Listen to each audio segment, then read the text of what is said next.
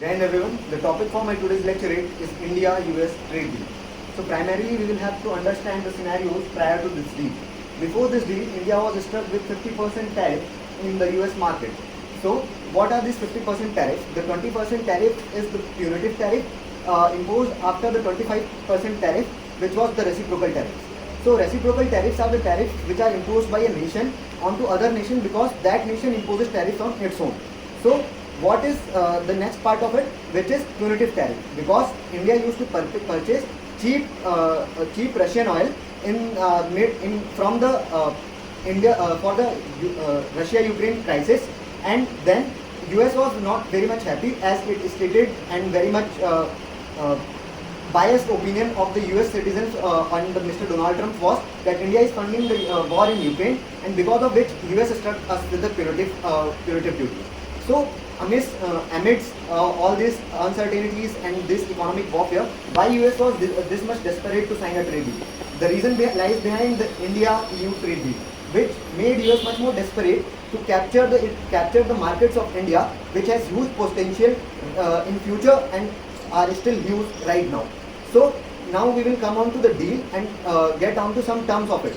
So India has opened its agricultural market up to an extent in the segments like tree nuts, soybean oil, and some fruits, fresh and processed fruits, so that these segments of the agricultural market were earlier open also.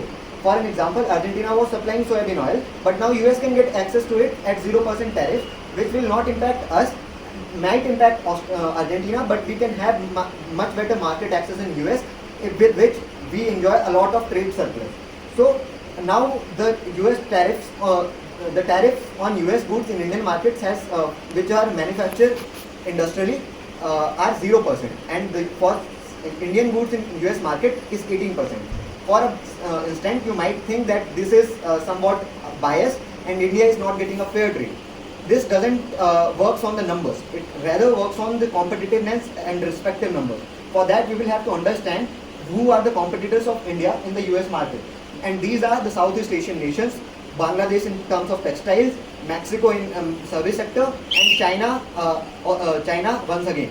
So against these nations, India gets a huge tariff relaxation, as they all faces the tariffs much more than 18%, and hence India gets benefited US markets. At last but not least, I would like to conclude my speech by saying that both nations must respect their strategic autonomy and respect their mutual importance, and hence they can grow by cooperation and may build a better future in